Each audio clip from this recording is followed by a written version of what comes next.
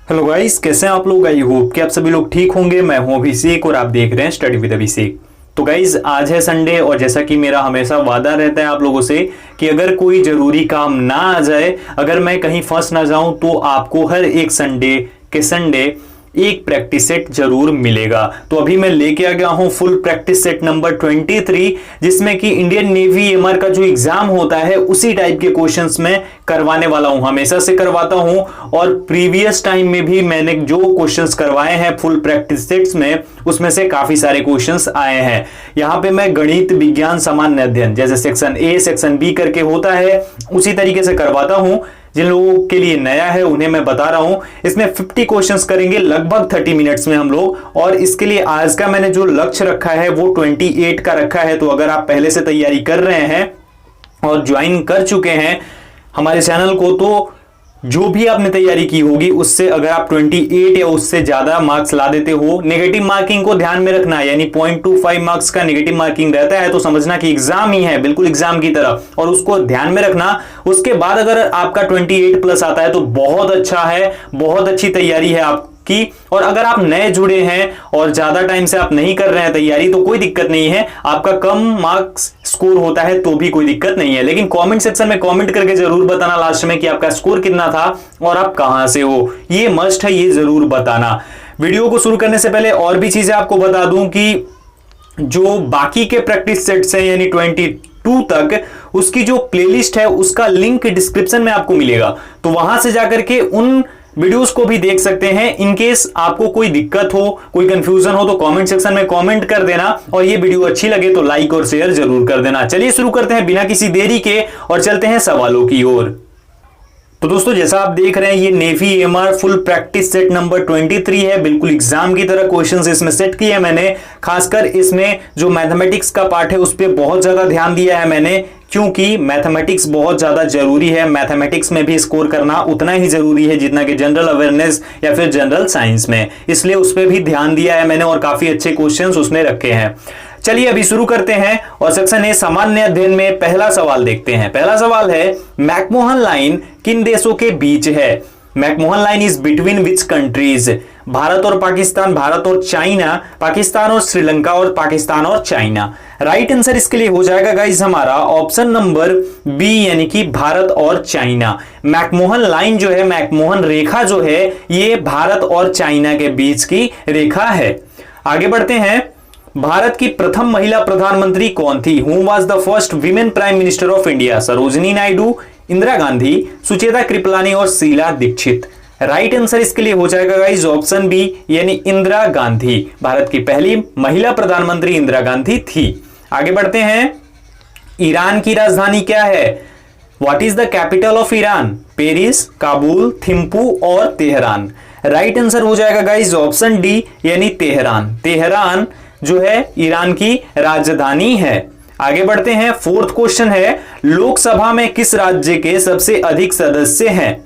Which state has the most members in the Lok Sabha? Maharashtra, Bihar, Madhya Pradesh और उत्तर प्रदेश। Right answer हो जाएगा option D, यानी उत्तर प्रदेश। उत्तर प्रदेश के सर्वाधिक सदस्य हैं लोकसभा में, टोटल 80 एमपीज हैं उत्तर प्रदेश से, जो कि हाईएस्ट है, सबसे अधिक है लोकसभा में। ओके गाइस, आगे बढ़ते हैं हम फिफ्थ क्वेश्चन की ओर। भारत में पहली बार रेल कब चली? When did the first train run in India? 1850, 1853, 1901 और 1847। राइट आंसर इसके लिए हो जाएगा गाइस हमारा ऑप्शन नंबर बी, यानी कि 1853 में भारत में पहली रेल चली थी। ठीक है, चलिए नेक्स्ट क्वेश्चन, ताशकंद शहर किस देश में स्थित है? In which country is the city of Tashkent located? Uzbekistan, Kazakhstan, रूस और किर्गिस्तान। राइट आंसर इसके लिए हो जाएगा गाइस हमारा ऑप्शन नंबर ए, यानी कि उज्बेकिस्तान। ताशकंद जो है ये उज्बेकिस्तान में स्थित है। आगे बढ़ते हैं, सेवेंथ नंबर देखते हैं, थल सेना की सबसे छोटी टुकड़ी को डैश कहते हैं? The smallest contingent of the army is called platoon, file, regiment and core. Right answer हो जाएगा ऑप्शन ए, यानी कि प्लाटून। थल सेना की सबसे छोटी टुकड़ी को प्लाटून कहते हैं। अब यहां पे एक चीज ध्यान रखिएगा कि इससे भी छोटी एक चीज होती है, एक टुकड़ी होती है जो कि सेक्शन के नाम से जानी जाती है। जैसे हमारा क्लास में सेक्शन होता है, वहीं उस टाइप का सेक्शन के नाम से जानी जाते हैं थल सेना की। वो सबसे बिल्कुल सबसे छोटी टुकड़ी होती है, जिसको कि ऑप्शन में नहीं रखा गया था, तो मैंने सोचा बता दूं, क्या पता आपको एग्जाम में मिल जाए। तो सेक्शन के नाम से जाना जाता है और प्रत्येक सेक्शन में 12 सदस्य होते हैं और टोटल एक जो टुकड़ी होती है उसमें 4 सेक्शन होता है। अगर कहीं पे गलत हूं तो जरूर सही कर देना कमेंट सेक्शन में कमेंट करके। और वो जो 4 सेक्शन होते हैं वो प्लाटून बोले जाते हैं। ओके गाइस, आगे बढ़ते हैं। भारत के मुख्य न्यायाधीश की नियुक्ति कौन करता है? Who appoints the chief justice of India? संसद, कानून मंत्री, राष्ट्रपति और प्रधानमंत्री। राइट आंसर हो जाएगा ऑप्शन सी, यानी राष्ट्रपति। भारत के राष्ट्रपति जो हैं वो मुख्य न्यायाधीश की नियुक्ति करते हैं। अभी भारत के वर्तमान में राष्ट्रपति हैं रामनाथ कोविंद। आगे बढ़ते हैं 9th नंबर। दिल्ली चलो का नारा किसने दिया? Who gave the slogan of Delhi चलो? जवाहरलाल नेहरू, सुभाष चंद्र बोस, खुदीराम बोस और चंद्रशेखर आजाद। राइट आंसर इसके लिए हो जाएगा गाइस ऑप्शन बी, यानी सुभाष चंद्र बोस ने दिल्ली चलो का नारा दिया था। ऑप्शन बी करेक्ट हो जाएगा। आगे, निम्नलिखित में से वह खेल कौन सा है जिसमें फ्री थ्रो दी जाती है? Which of the following is the game in which free throw is given? Basketball, football, volleyball and cricket. Right answer इसके लिए हो जाएगा हमारा गाइस ऑप्शन ए, यानी बास्केटबॉल। बास्केटबॉल ये खेल है जिसमें कि फ्री थ्रो दी जाती है। ओके गाइस, आगे बढ़ते हैं। 11th नंबर है, भूमध्य रेखा कितने अक्षांश से होकर गुजरती है? How many latitudes does the equator pass through? 0, 30 degree, 60 degree and 90 degree. इसके लिए राइट आंसर हमारा हो जाएगा गाइस ऑप्शन नंबर ए, यानी कि 0 डिग्री। भूमध्य रेखा 0 डिग्री अक्षांश से होकर गुजरती है। आगे बढ़ते हैं हम। ग्रीनविच मीन टाइम से भारत का समय है। What is the time from Greenwich mean time to India? Time 2 घंटे आगे, 5.5 घंटे पीछे, 5.5 घंटे आगे और 4 घंटे आगे। राइट आंसर हो जाएगा ऑप्शन सी, यानी कि 5.5 घंटे आगे। ग्रीनविच टाइम से भारत का समय जो है वो 5.5 घंटे आगे है। ठीक है, आगे बढ़ते हैं। नेक्स्ट क्वेश्चन हमारा है 13 नंबर। ऋतु परिवर्तन पृथ्वी की किस गति के कारण होता है? दैनिक, वार्षिक, दोनों और कोई नहीं। राइट आंसर हो जाएगा इसके लिए गाइस हमारा ऑप्शन नंबर बी, यानी कि वार्षिक। पृथ्वी की वार्षिक गति के कारण जो है ऋतु परिवर्तन होता है। अलग अलग ऋतुएं पाई जाती हैं हमारे यहाँ, अलग अलग सीजन्स जो होते हैं वो चेंज होते हैं because of annual speed. Bharat जो पृथ्वी की एनुअल स्पीड है, इसी वजह से। आगे बढ़ते हैं। एशियाई खेल 2020 कहाँ आयोजित होंगे? दक्षिण कोरिया, भारत, श्रीलंका और चीन। इसके लिए राइट आंसर ऑप्शन डी हो जाएगा, यानी चीन। चीन में आयोजित होंगे एशियाई खेल 2022। आगे बढ़ते हैं। भारत में वोट डालने वाले की न्यूनतम आयु कितनी निर्धारित की गई है? ऑप्शंस हैं 21 वर्ष, 20 वर्ष, 19 वर्ष और 18 वर्ष। राइट आंसर हो जाएगा इसके लिए गाइस हमारा ऑप्शन नंबर डी, यानी कि 18 वर्ष। भारत में वोट डालना है तो न्यूनतम आयु आपकी होनी चाहिए 18 साल। 18 साल के बाद ही भारत में बालिग माना जाता है लोगों को और उन्हें अधिकार प्राप्त होता है वोटिंग का, और भी काफी सारे अधिकार उन्हें प्राप्त हो जाते हैं। ठीक है, आगे 2014 को नोबेल शांति पुरस्कार किसको मिला? Hamid Karzai, Mahendra Rajapaksa, doctor Manmohan Singh and Kailash Satyarthi. इसके लिए हमारा राइट आंसर क्या हो जाएगा? राइट आंसर इसके लिए हो जाएगा हमारा ऑप्शन नंबर डी, यानी कैलाश सत्यार्थी भारत के ये हैं जिन्हें कि 2014 में नोबेल का शांति पुरस्कार मिला। नोबेल पीस प्राइज मिला इन्हें 2014 में। आगे बढ़ते हैं। भारत एक खोज किताब किसने लिखी? Who wrote the book Bharat एक खोज? महात्मा गांधी, सरोजनी नायडू, जवाहरलाल नेहरू और इंदिरा गांधी। राइट आंसर हो जाएगा इसके लिए गाइस हमारा ऑप्शन नंबर सी, यानी जवाहरलाल नेहरू ने भारत एक खोज किताब लिखी। ठीक है, आगे बढ़ते हैं नेक्स्ट क्वेश्चन की ओर। वेद कितने हैं? How many are the Vedas? 4, 8, 9 and 10। Right answer इसके लिए हो जाएगा हमारा ऑप्शन ए, यानी 4 वेद हैं। वेद कितने हैं? 4 हैं। अगर आपको कोई सजेशन देना हो जो मैं पढ़ा रहा हूं उसके तरीके में, किसी भी चीज में, तो आप जरूर मुझे सजेस्ट करना कमेंट सेक्शन में। आगे बढ़ते हैं। बांग्लादेश की मुद्रा क्या है? What is the currency of Bangladesh? रुपया, टका, डॉलर और बाहत। राइट आंसर हो जाएगा इसके लिए गाइस हमारा ऑप्शन नंबर बी, यानी कि टका, टका जो है ये बांग्लादेश की मुद्रा है और ढाका यहां की कैपिटल है। टका मुद्रा, ढाका कैपिटल, याद रखिएगा। आगे बढ़ते हैं। असहयोग आंदोलन किसके नेतृत्व में आरंभ किया गया था? महात्मा गांधी, जवाहरलाल नेहरू, सरदार वल्लभ भाई पटेल और बाल गंगाधर तिलक। राइट आंसर हो जाएगा ऑप्शन नंबर ए, यानी महात्मा गांधी। असहयोग आंदोलन जो था, नॉन कोऑपरेशन मूवमेंट, वो स्टार्ट किया गया था महात्मा गांधी की अगुवाई में, उनके नेतृत्व में। ठीक है गाइस, इंग्लिश नहीं पढ़ रहा हूं क्योंकि लिखा है, अगर आप खुद से पढ़ लेंगे तो बहुत ही बेटर होगा, और अगर दोनों पढ़ूंगा तो काफी टाइम आपका वेस्ट होगा। आगे बढ़ते हैं। वाराणसी किस नदी पर स्थित है? Varanasi is situated on which river? Yamuna, Sangam, Tapti और गंगा। राइट आंसर हो जाएगा ऑप्शन डी, यानी कि गंगा नदी पर वाराणसी शहर स्थित है। गाइज, अगर आपने अभी तक सेकंड चैनल को सब्सक्राइब नहीं किया है जीके स्क्वाड को, तो लाइव क्लासेस के लिए जीके स्क्वाड को जरूर सब्सक्राइब कर लेना, लिंक डिस्क्रिप्शन में मौजूद है। नेक्स्ट है 22 विमान वाहक पोत एडमिरल ग्रोस्को किस देश से खरीदा है? अमेरिका, रूस, चीन और इंग्लैंड। राइट आंसर इसके लिए हो जाएगा हमारा गाइस ऑप्शन बी, यानी रसिया। रूस से भारत ने विमान वाहक पोत एडमिरल ग्रोस्को खरीदा है। आगे बढ़ते हैं। किस खिलाड़ी ने सर्वाधिक बार विंबलडन खिताब जीत रखा है? रोजर फेडरर, पीट संप्रास, राफेल नडाल और नोवाक जोकोविच। राइट आंसर हो जाएगा इसके लिए गाइस हमारा ऑप्शन नंबर ए, यानी कि रोजर फेडरर। रोजर फेडरर ने सर्वाधिक बार विंबलडन खिताब जीत रखा है। आगे बढ़ते हैं।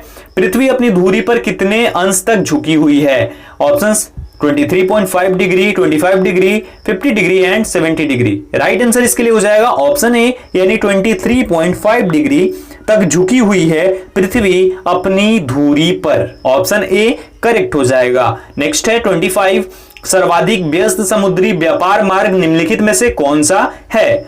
ऑप्शन है स्वेज नहर, केप ऑफ गुड होप, उसके बाद दक्षिण अटलांटिक मार्ग। तो हमारा राइट आंसर इसके लिए क्या हो जाएगा गाइस? राइट आंसर इसके लिए हो जाएगा हमारा ऑप्शन डी, यानी कि दक्षिण अटलांटिक मार्ग। ये जो है ये थोड़ा सा नीचे आ गया है, ठीक है, आसांतरी अलग हो गया। तो दक्षिण अटलांटिक मार्ग जो है ये बहुत ज्यादा बिजी जो है सी रूट है, ठीक है। और साथ ही साथ गाइस जो नॉर्थ अटलांटिक रूट है ये भी काफी बिजीएस्ट रूट है, ठीक है गाइस। आगे अब बढ़ते हैं। हमारा सेक्शन ए कंप्लीट हो चुका है। यहाँ पे थोड़ा सा मिस्टेक है, टाइपिंग मिस्टेक है, सेक्शन बी होना चाहिए यहाँ पे। तो सेक्शन बी हमारा विज्ञान एवं गणित अब यहां से शुरू होता है। चलिए, दूध को मथने से इनमें से क्रीम अलग हो जाती है, इसका कारण है अभिकेंद्रीय बल, अपकेंद्रीय बल, गुरुत्वाकर्षण बल और त्वरण। राइट आंसर इसके लिए हो जाएगा गाइस ऑप्शन बी, यानी अपकेंद्रीय बल। दूध को मथने पर जो इसमें से क्रीम होती है वो अलग हो जाती है, दूध अलग हो जाता है और क्रीम अलग हो जाती है। तो वो क्यों होता है? वो अपकेंद्रीय बल के कारण होता है। आगे बढ़ते हैं। एक वस्तु किसी वृत्ताकार पथ में घूमती है तो उसका त्वरण डैश की ओर होगा। ऑप्शंस हमारे सामने हैं, केंद्र, स्पर्श रेखा, केंद्र से बाहर और परिधि। राइट आंसर इसके लिए क्या हो जाएगा? ऑप्शन ए हो जाएगा, यानी कि केंद्र। केंद्र की ओर जो है वो अगर कोई वस्तु वृत्ताकार पथ में घूमती है तो उसका त्वरण केंद्र की ओर होगा। बढ़ते हैं आगे दोस्तों। हमारा अगला प्रश्न है 28 नंबर। निम्न में कौन सी एक सदिश राशि है? कोणीय, संवेग, दूरी, तापमान और शक्ति। राइट आंसर इसके लिए हो जाएगा हमारा ऑप्शन ए, यानी कोणीय संवेग। एंगुलर मोमेंटम जो है ये एक सदिश राशि होती है। आगे बढ़ते हैं। निम्न में कौन सी अदिश राशि है? विद्युत, वैभव, विस्थापन, त्वरण और शक्ति। राइट आंसर इसके लिए क्या हो जाएगा गाइस? ऑप्शन डी हो जाएगा, यानी शक्ति। शक्ति जो है ये एक अदिश राशि है। Power is a scalar amount. आगे बढ़ते हैं। यदि किसी वस्तु पर त्वरण कार्यरत है तो if acceleration is employed on an object then, इसकी चाल बढ़ती है, इस पर बल कार्य नहीं करता, इसका वेग बदलता है और इसकी चाल घट जाती है। राइट आंसर इसके लिए हो जाएगा गाइस ऑप्शन सी, यानी इसका वेग जो है वो बदलता है। यदि किसी वस्तु पर त्वरण कार्यरत है तो उसका जो वेग होगा वो बदलेगा। आगे बढ़ते हैं। तैरना न्यूटन के गति के किस नियम पर आधारित है? पहला, दूसरा, तीसरा और कोई नहीं। राइट आंसर इसके लिए हो जाएगा गाइस हमारा ऑप्शन नंबर सी यानी कि तीसरा। तैरना न्यूटन के तीसरे नियम पर आधारित है, गति के तीसरे नियम पर। ठीक है, आगे बढ़ते हैं। न्यूटन का दूसरा नियम किसकी परिभाषा को अभिव्यक्त करता है? गति, त्वरण, बल और वेग। राइट आंसर इसके लिए हो जाएगा गाइस हमारा ऑप्शन नंबर सी यानी कि ये जो है बल यानी फोर्स जो है, फोर्स की परिभाषा को व्यक्त करता है, अभिव्यक्त करता है न्यूटन का दूसरा नियम, न्यूटन की गति का दूसरा नियम।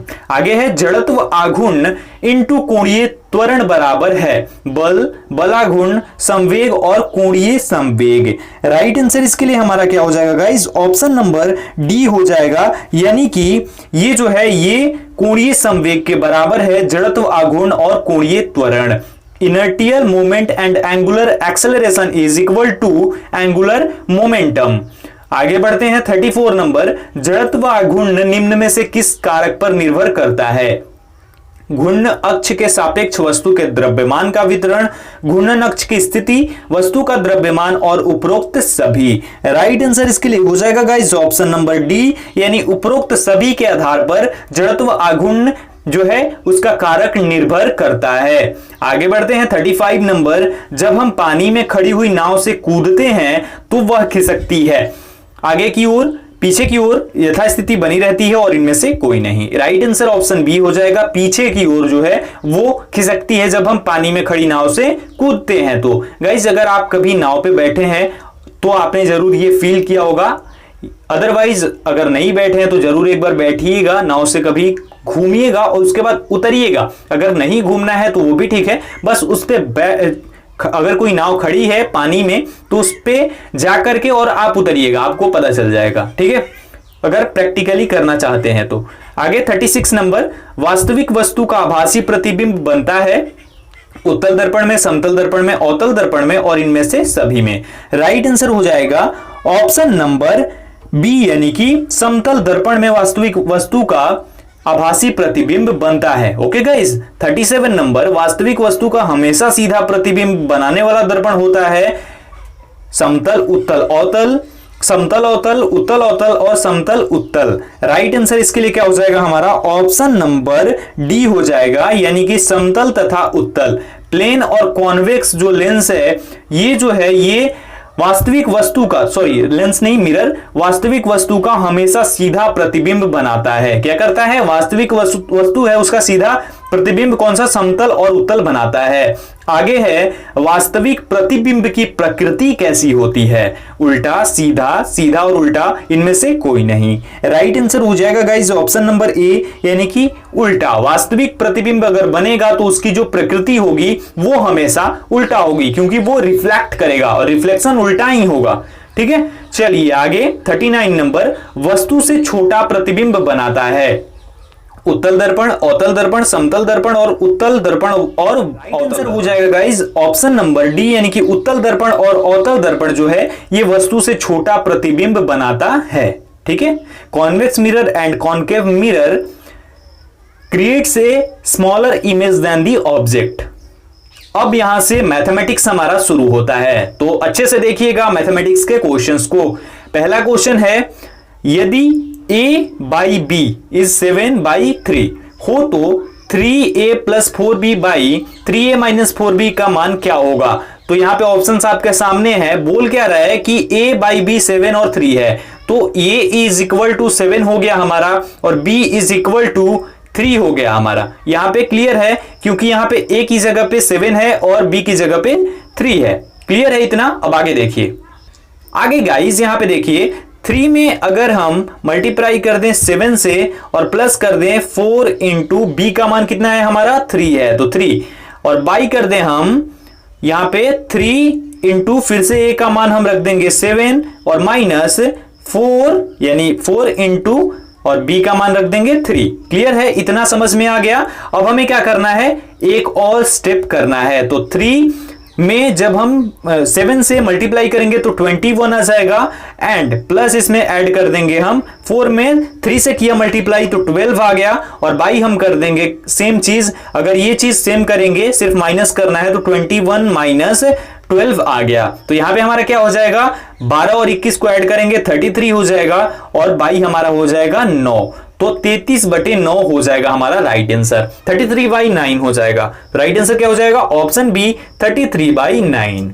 आगे बढ़ते हैं, 586, 135, 160, उसके बाद क्या होगा, अगला नंबर क्या होगा, ये यहां पे पूछा जा रहा है। ठीक है गाइस, तो गाइस यहां पे ध्यान दीजिएगा, 5 तो है, 5 को यहां से, अब 5 जो है इसको 86 में से 86 माइनस 5 अगर आप करेंगे तो आपका कितना हो जाएगा, 81 हो जाएगा, जो कि 9 का स्क्वायर हो जाएगा। क्लियर है, ये ध्यान रखिएगा, 9 का स्क्वायर हो गया। अब यहां पे एक हमारा 9 का स्क्वायर मिल गया। ठीक है, अब यहां पे 135 में से 86 को माइनस करेंगे तो आपका हो जाएगा 49। 49 क्या है, 7 का स्क्वायर है, 7 का स्क्वायर है, तो यहां पे 7 का स्क्वायर हो गया हमारा।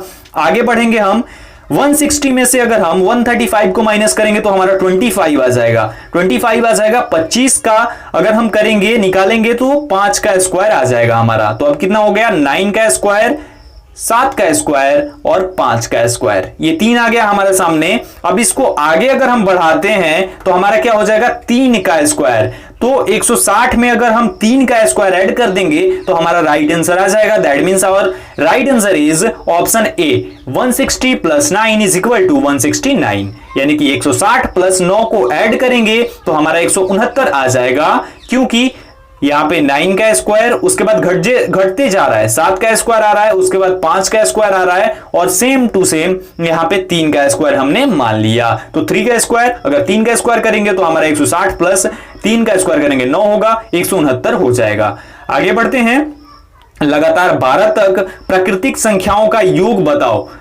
यहां पे हमें योग बताना है किसका, प्राकृतिक संख्याओं का, और जो कि लगातार 12 तक हैं, यानी कि 1 से लेकर के 12 तक। ठीक है गाइस, अब इसे कैसे निकालेंगे, तो संख्याओं का योग हम कैसे निकालेंगे गाइस, देखिए यहां पे सबसे पहले क्या होता है, 1 से 12, 1 + 2 3 ऐसे ऐसे करके 12 तक। ठीक है, ये है क्लियर। यहां पे हमें अगर संख्याओं का योग निकालना होगा तो अंतिम संख्या, जो अंतिम संख्या होगी वो लिखेंगे हम, उसके बाद इनटू, ये फॉर्मूला है हमारा एक। ठीक है, अंतिम संख्या, इससे ही सूचित कर रहा हूं मैं, +1, और बाई में हमारा हो जाएगा कितना, 2। यानी कि अगर हमें संख्याओं का, प्राकृतिक संख्याओं का योग निकालना है तो अंतिम संख्या जो होगी, अंतिम संख्या दैट मींस 12, और उसके बाद अंतिम संख्या इनटू अंतिम संख्या +1/2 ऐसे करके निकल जाएगा। तो अंतिम संख्या 12 है, इनटू 12 + 1/2। अब इसे अगर हम करेंगे तो 12 × 13 हो जाएगा, 12 × 12 + 1 13/2। अगर हम यहां से कट करें तो आराम से 6 टाइम में, और 13 से अगर हम 6 को करें तो हमारा 78 आ जाएगा। राइट आंसर कितना हो जाएगा, ऑप्शन डी, यानी 78। 12 तक लगातार प्राकृतिक संख्याओं का जो योग होगा वो कितना हो जाएगा, वो हो जाएगा हमारा 78। आगे बढ़ते हैं, 9 तथा 16 का मध्यानुपाती ज्ञात करें। Find the median ratio of 9 and 16। Options आपके सामने हैं, हमें निकालना है। हम कैसे निकालेंगे, सिंपली कुछ नहीं करना है। अगर आपको मध्यानुपाती निकालना है तो कैसे निकालना होता है, सिंपल सा है, a × b। a हम 9 को मानेंगे, b हम 16 को मानेंगे, तो यहां पे हमारा हो जाएगा 9 × 16। अब अगर 9 × 16 करेंगे तो हमारा कितना हो जाएगा, 144 हो जाएगा। 144 का निकाल लेंगे वर्गमूल तो हमारा कितना हो जाएगा, 12 हो जाएगा। 12 राइट आंसर इसके लिए हो जाएगा। तो क्या होगा, ऑप्शन नंबर सी, यानी कि 12। ठीक है गाइस, आगे बढ़ते हैं हम। 44, एक त्रिभुज की भुजाएं 3, 5, 8 हैं, तो उस त्रिभुज का क्षेत्रफल ज्ञात कीजिए। ऑप्शंस आपके सामने हैं, कैसे इसे हम निकालेंगे, देखिए हीरोन का सूत्र आपने सुना होगा, तो उसके थ्रू हम निकाल सकते हैं। त्रिभुज है ऐसे, उसका 3, 5 और 8 है भुजाएं। ठीक है, क्लियर है। तो ए, बी और सी इसको मान लेते हैं हम, और उसके बाद हम निकालेंगे। तो कैसे हम निकालेंगे, देखिए हमें सबसे पहले उसके लिए क्या करना होगा, एस निकालना होगा। एस निकालने के लिए a + b + c/2 करना होगा। ठीक है, इतना करेंगे हम। उसके बाद अब a, b, c का मान रखेंगे तो s इज इक्वल टू 3 + 5 + 8/2 हो गया ना। तो हमारा हो जाएगा 16/2, कट जाएगा हमारा 8 आ जाएगा। अब हीरोन का सूत्र में क्या यूज होता है, आपने अगर पढ़ा होगा तो यूज होता है s × s - a, s - b and s - C, under root over, ये है। यहां पे अब अगर हम निकालेंगे तो देखिए 8 इंटू 8 माइनस ए का मान है 3, 8 माइनस बी का मान है 5, 8 माइनस सी का मान है 8। क्लियर है। अब यहां से आगे बढ़ेंगे तो हमारा 8 इंटू हो जाएगा 5, ये घट जाएगा यहां से तो, और यहां से ये भी घटेगा तो यहां पे 3 हो जाएगा, इंटू ये 0 हो जाएगा। अब यहां से अगर 0 आ गया तो अगर इन सबको मल्टीप्लाई गुणा करेंगे तो हमारा क्या हो जाएगा, कितना भी हो, कोई भी बड़ा अंक हो, 1000 हो, लाख हो, करोड़ हो, जो भी हो, उसमें अगर 0 से गुणा कर दिया दैट मीन्स कि वो 0 हो गया। तो सिंपल सा है, हमारा इसका जो क्षेत्रफल होगा वो 0 ही होगा, 0 से आगे कुछ बढ़ेगा ही नहीं। दैट मीन्स कि ऑप्शन बी करेक्ट हो जाएगा, 0 कुछ नहीं होगा इसका। ठीक है, आगे बढ़ते हैं। 96, 144 और 168 का हमें यहां पे HCF बताना है। HCF यानी महत्तम समापवर्तक, महत्तम हमें निकालना है। तो महत्तम तो लगभग सब लोगों को आता होगा, फिर भी मैं ये क्वेश्चन बता देता हूं आप लोगों को।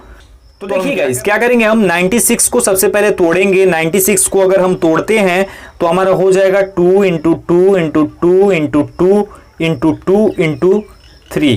3 में करेंगे 2 से 6 हो जाएगा, 6 12, 12 24, 24 48 और 48 इंटू 2 96, 96 हो जाएगा। 144 को भी ऐसे ही तोड़ लेंगे हम तो हमारा हो जाएगा 2 into 2 into 2 into 2 into 3 into 3, ये हो जाएगा हमारा 144 को आप करके देख सकते हैं। ठीक है, अब आगे हम बढ़ते हैं। अगला है हमारा 168, इसे भी कर लेते हैं। तो 2 इंटू 2 इंटू 2 इंटू 3 इंटू 7, ये हो जाएगा हमारा। अब इसमें से कॉमन करेंगे, हमें अगर महत्तम निकालना है, HCF अगर याद करना है तो इनमें तीनों में 2 कॉमन है, 2 हो गया, इंटू फिर से एक और 2 हमारा मिल जाएगा तो 2 हो गया, इंटू एक और 2 मिल जाएगा हमारा तो 2 हो गया, इंटू अब यहां से 3 देखते हैं तो एक 3 यहां पे है, एक 3 यहां पे है और एक 3 यहां पे है, तो तीनों में 3 मिल गया तो 3। अब यहां पे अगर 7 देखें तो एक ही है, और यहां पे अब किसी में भी 3 3 नहीं आ रहा है या फिर 3 2 नहीं आ रहा है, तो अब यही हो जाएगा हमारा आंसर। 3 में 2 से गुणा करेंगे 6, 6 12 और 12 into 2 24। Right answer option C हो जाएगा 24 हमारा। ठीक है, आगे बढ़ते हैं। एक नाव नदी की धारा की दिशा में 56 किलोमीटर 8 घंटे में तय करती है तथा धारा के विपरीत दिशा में उसी स्थान पर आने में 7 घंटे लेती है, तो नाव की स्थिर जल में चाल प्रति घंटे ज्ञात करो। ज्ञात करना है हमें नाव की चाल, तो हम क्या करेंगे, सिंपल सा हमारा फॉर्मूला है उसको यूज करेंगे। धारा की दिशा में सबसे पहले चाल निकालेंगे, तो धारा की दिशा में चाल हमारा हो जाएगा 56/8 इज इक्वल टू 7 किलोमीटर आर प्रति घंटा, यानी कि पर आवर। ठीक है, ये हो गया। अब अगर हम धारा की विपरीत दिशा में निकालना चाहेंगे तो उसके लिए भी हमारा सिंपल सा वही है, नाव की चाल धारा की विपरीत दिशा में, वो क्या हो जाएगा 56/7, क्योंकि 7 घंटे लेती है तो 7 से कर देंगे तो हमारा 8 हो जाएगा, यानी 8 किलोमीटर घंटा जो है वो धारा की विपरीत दिशा में हो जाएगा। क्लियर है, धारा की विपरीत दिशा में 8 किलोमीटर घंटा हो जाएगा। अब यहां पे हम क्या करेंगे, अब सिंपल सा एक फॉर्मूला है आपके लिए नाव की चाल ज्ञात करने के लिए, 1/2 इंटू 8 + 7। 8 + 7 कैसे, धारा की दिशा में चाल और धारा की विपरीत दिशा में चाल, ये क्लियर है। तो यहां पे अगर हम करेंगे तो 1/2 into 15 is equal to 15/2, cut करेंगे हमारा 7.5 किलोमीटर हो जाएगा, यानी उसकी चाल जो है वो 7.5 किलोमीटर होगी स्थिर जल में। ठीक है, ये हो गया हमारा right answer, option B correct हो जाएगा इसके लिए। आगे बढ़ते हैं। बी ए से 2 गुना कार्य करता है, यदि ए एक कार्य को 12 दिन में पूरा करता है तो बताओ दोनों मिलकर उसे कितने दिन में पूरा करेंगे। तो बी जो है वो 2 गुना सक्षम है ए से, ये यहां से मान सकते हैं हम ना, सिंपल सा है कि ए से वो सक्षम है 2 गुना। तो अगर बी ए जो एक कार्य है उसे 12 दिन में करता है तो बी उसी कार्य को कितने दिन में करेगा, 6 दिन में करेगा, क्योंकि वो 2 गुना कार्य कर सकता है, उससे 2 गुना ज्यादा सक्षम है। ठीक है, तो ये हो गया। तो हम एक फॉर्मूला यूज करेंगे निकालने के लिए दोनों कितने ए प्लस बी जो है वो कितना टाइम लेंगे। वो फॉर्मूला क्या होगा हमारा, वो हो जाएगा 12 इंटू 6, यानी कि ए का कार्य और बी का कार्य, उसके लेने में जो टाइम लगा उन लोगों का वो, और उसके बाद 12 + 6, ये हो गया हमारा। ठीक है, अब इसको हम कर देंगे a + b is equal to, इन दोनों का कार्य निकल जाएगा तो 12 में 6 से गुणा करेंगे 72 72 आ जाएगा बटे 18, 12 प्लस 6 18 कट जाएगा, यहां से हमारा 4 आ जाएगा, यानी 4 दिनों में वो दोनों मिलकर उस कार्य को पूरा कर देंगे। आगे है हमारा, यदि संतरे 15 रुपए के खरीद कर 16 रुपए के 15 बेचे जाए तो लाभ प्रतिशत ज्ञात करना है हमें। यहां पे तो हम क्या निकालेंगे, हमें सिंपल कुछ भी नहीं करना है, ज्यादा मुश्किल नहीं है ये सवाल। इसके लिए हमें सिंपल सा फॉर्मूला यूज करना है कि 15 रुपए के कितने संतरे 16 खरीदते हैं ना, तो हम अगर लाभ हमें निकालना है तो क्या करेंगे, सबसे पहले तो जो खरीदते हैं हम वो क्या है हमारा 15 रुपए का 16 खरीदते हैं, तो वहां पे हमारा क्या हो जाएगा 16/15 हो जाएगा। उसके बाद बेचते हैं तो हमारा क्या हो जाता है, वो हो जाता है हमारा 16 रुपए का 15 हम बेचते हैं, तो हमारा क्या हो जाएगा 15/16 हो जाएगा वहां पे। तो अगर हमें निकालना है लाभ तो हमें क्या करना है, जो हमने बेचा है उसमें से हम जो खरीदा है उसको घटा देंगे, माइनस हम 15/16 कर देंगे, तो इस प्रकार से हमारा जो है वो हमारा आंसर निकल जाएगा 31 जो हो जाएगा 240। तो 240 का कोई मतलब नहीं बनता है यहां पे, तो 31% हमारा आंसर हो जाएगा। राइट आंसर ऑप्शन डी इसके लिए हो जाएगा। ठीक है गाइज, आगे बढ़ते हैं 49 नंबर।